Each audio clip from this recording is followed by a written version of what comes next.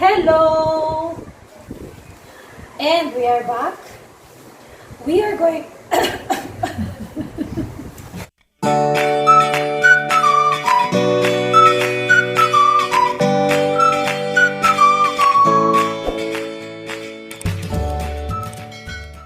Hello! So, we are back again for our next episode in our lessons in mathematics. So, for now, we are going to talk about the remainder theorem. But before anything else, since we will be dividing polynomials by a polynomial, I just want to recall what is polynomial. Okay, let us recall polynomials first. So I have here, I want you to identify if it's polynomials or not. Let's have, for example, number 1. X raised to the power of negative 2 plus 2x raised to the power of negative 1 minus 1. First question, is this a polynomial? Not polynomial. Why? Because the exponent of the variable must be a positive whole numbers. And the exponent of our variables here are negative 2 and negative 1. So that makes it not polynomial. Nakuha. Let's have second one. Let's have 1 over x squared plus 2 over x minus 1 half. Is this a polynomial? When we say polynomial, it should be the exponent must be a positive whole numbers. Is this polynomial? Answer? It's still not a polynomial. Why is this not a polynomial? It's because 1 over x squared, yes, the exponent of the variables are all positive, but take note, you can find this one at the denominator. When you are going to rewrite this one, it will become applying the law of exponent. This will become x raised to the power of negative 2. And this will become plus 2. The x, since it's in the denominator, kung imo na siyang isaka sa taas sa numerator, that will become negative 1. Minus, just copy 1 half. We are not going to do anything with our variable, so we just copy, with our constant, we just copy negative 1 half. So that's why it's still not a polynomial. How about this one? Square root of x cubed plus 3 square root of x squared, x lang, minus 1. Is this a polynomial? Answer, it's still not polynomial. Again, why is this not polynomial? Because the variable x here has a fraction exponent. Why do I say a fraction exponent? Because the square root of x cubed can be written as in exponential form. This is radical. That could be written as 3 halves. The halves here indicates the square root. The denominator 2 is the square root. Plus, this is 3. That could be written as 3x raised to the power of, this is square root, that could be written as 1 half. Minus 1. And take note, when we say polynomials, the exponent of the variable must be a positive whole numbers. And 3 halves, 1 half are not whole numbers. So that makes it not polynomials. Did you get that? So how about this one? X raised to the power of 5 plus 2x squared minus 3. Is this a polynomial? Then, you got it right. That is a polynomial. Because, again, what is a polynomial? The exponent of the variable must be positive whole numbers. These are examples of polynomials. If you're going to notice, the exponents of our variables are all positive whole numbers.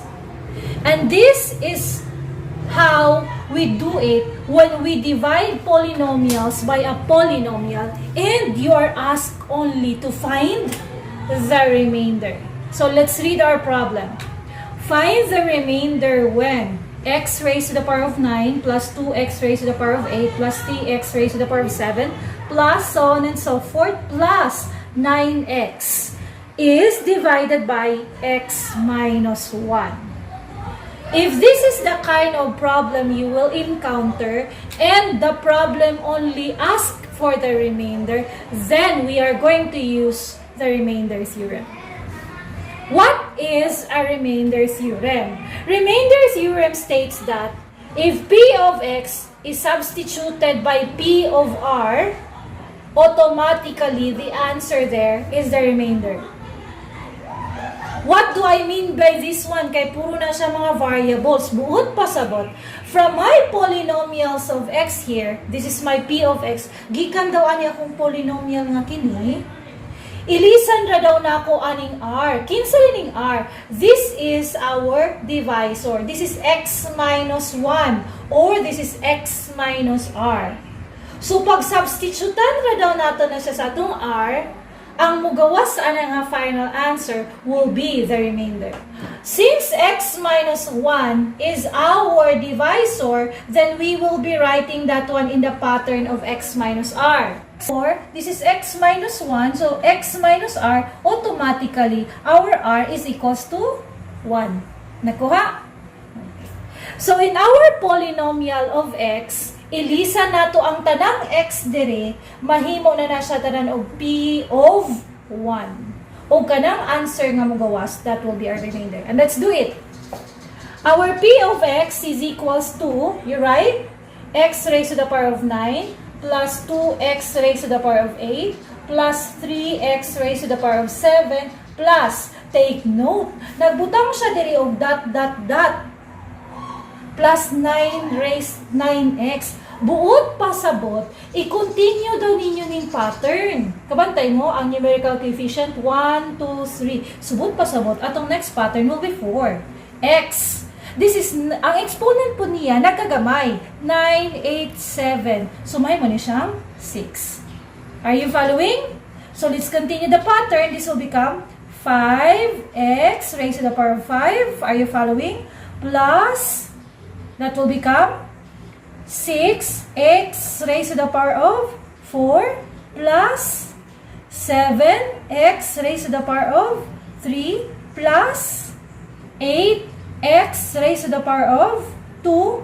And then, if you're going to notice, atong last number is plus 9x. So, tama na tag 8x squared because the next one will be plus 9x. That's what we mean by plus dot, so on and so forth, plus 9x. It's a continuous pattern. Okay. Since we will be getting our r and our remainder, the p of r here will become p of 1. 1 stands for our divisor. So, equals. Ang tanang x, may ilisan of 1. So, this x raised to the power of 9, mahimo na siya karon og ilisan ha. Mahimo na siya 1 raised to the power of 9. Plus, karong kopya na to ang 2, ilisa na po na to ang x o 1 raised to the power of 8. Please look at that and follow. This will be 3, x na po, ilisa na po 1 raised to the power of 7, plus 4, ang x na po, ilisa na po og 1 raised to the power of 6, plus 5 times 1 raised to the power of 5, plus 6 times 1 raised to the power of 4, plus 7 times 1 raised to the power of 3, plus 8 times 1 raised to the power of 2, plus 9 times x, x is still 1. That's it. That's how we substitute all values of x by 1, which is our divisor. Of course, next step will be what? We have to simplify according to PEMDAS. When I say PEMDAS, since we have here exponential form, mag-simplify sa kadana ng na-exponent before ka mag-multiply. 1 raised to the power of 9 means 1 times 1 times 1 times 1, 9 times. So, you're going to multiply 1 sa iyang kaugalingon ka 9. So, the answer is still the same. So, the answer is still 1. Plus, if you're also going to notice, 1 raised to the power of 8 is still 1. multiplied, you can continue. Kay 1 raman to siya, para dali ta mahuman. So we can have 1 raised to 8 is 1 times 2, we get our answer 2. Plus, 1 raised to the power of 7, still the same. 1 times 1 times 1, 7 times multiplied 1. The answer is still 1. 1 times 3, we get 3. Plus, the same. 1 raised to the power of 6 is 1 times 4, we get 4. Plus, 1 raised to 5, still it's 1 times 5, we get 5. Plus, still 6. Plus 7 times 1 raised to 3. 1 raised to 3 is still 1 times 7, we still get 7. Plus 1 squared is still 1 times 8, we get 8. Plus 9 times 1, the answer is 9. So if you are going to look at that, there's no more exponential, there's no more multiplication. The last operation that we have is addition. So P of 1 is equals to, the sum of this is equals to 45. How did we get 45?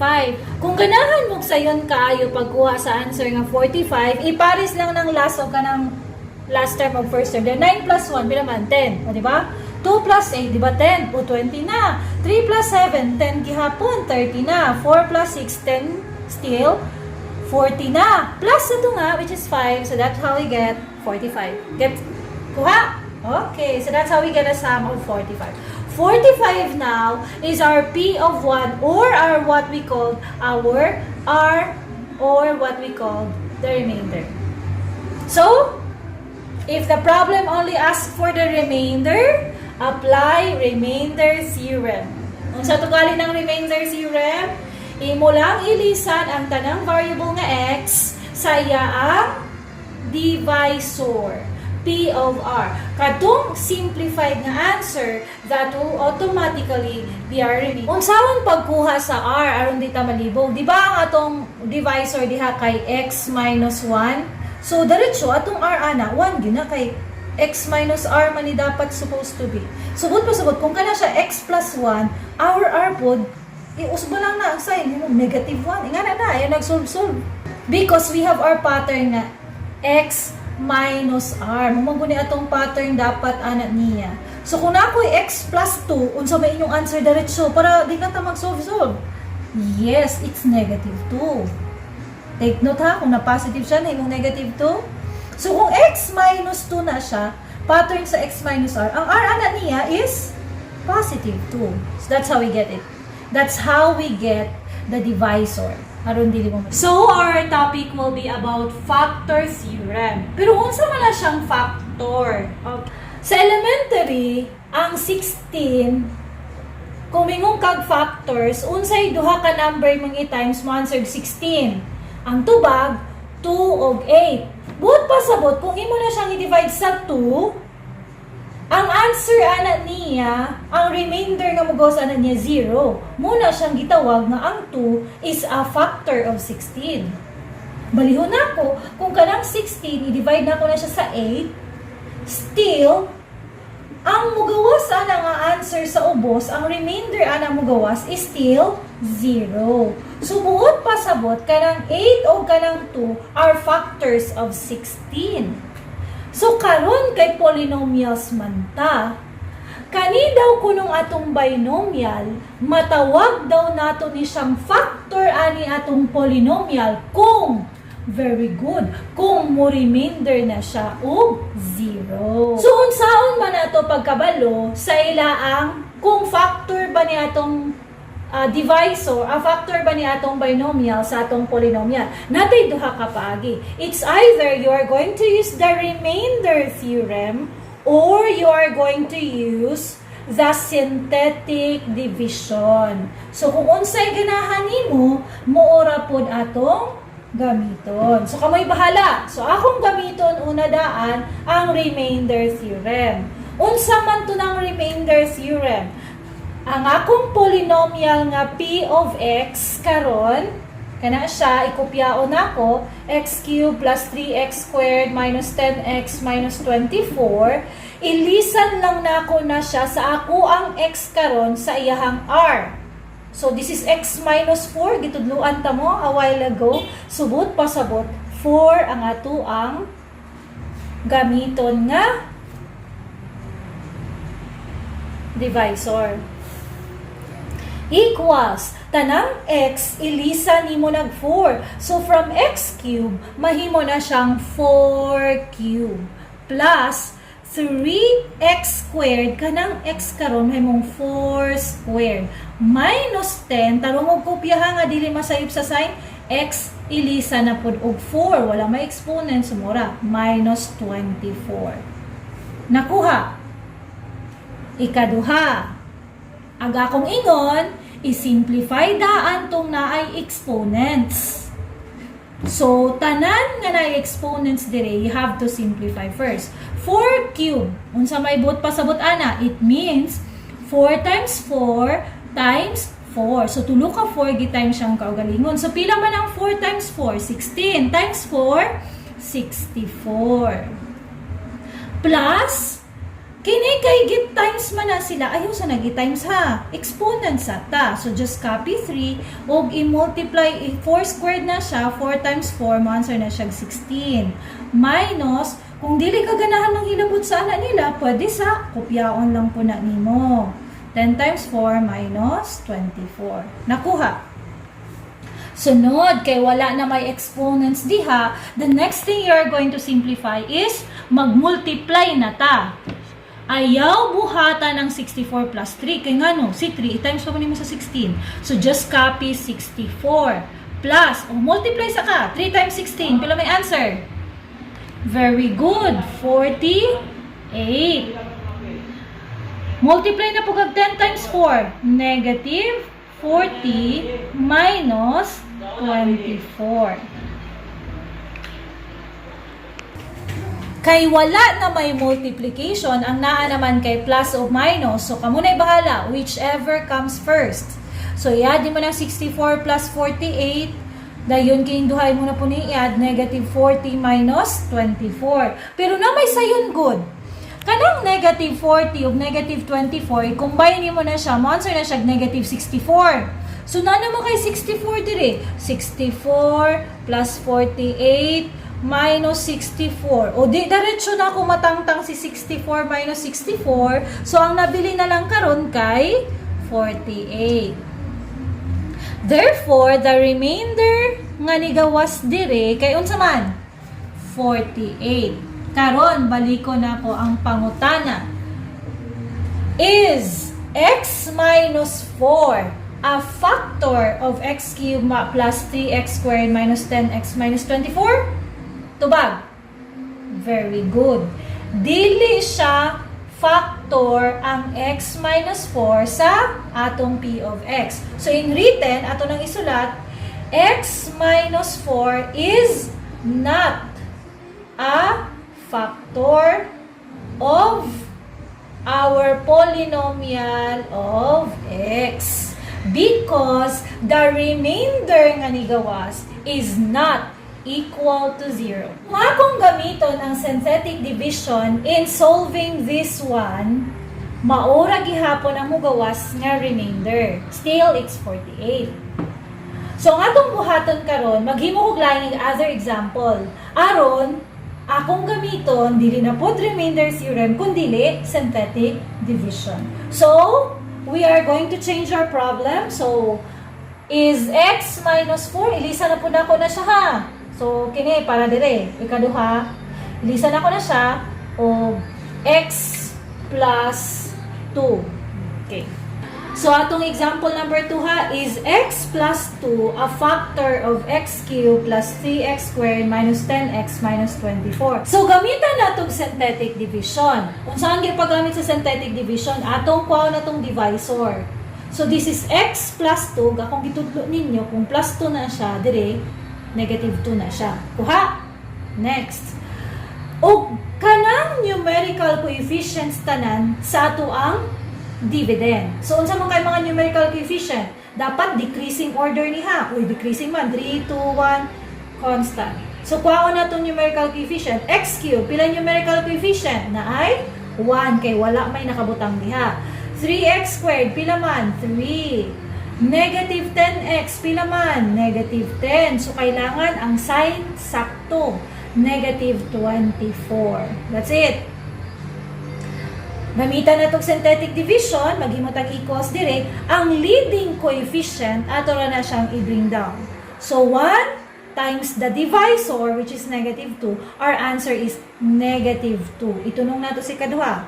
Ang 3 over negative 2, atong i-minus, kay dili parehag sign, so the answer is 1. 1 multiplied again by the divisor, which is negative 2. The answer is negative 2.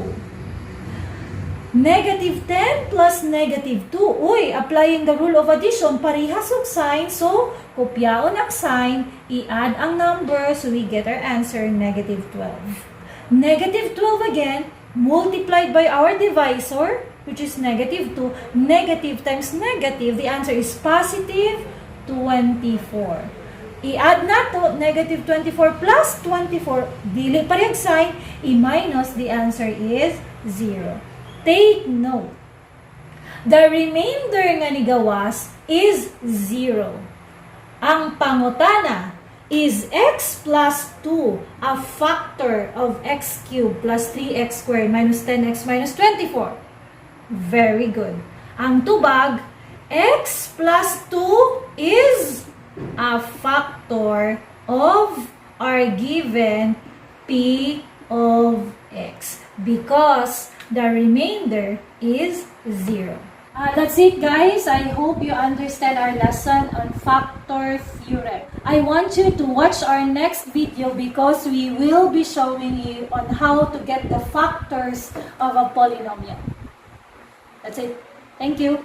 Don't forget to subscribe and like our video and watch, please.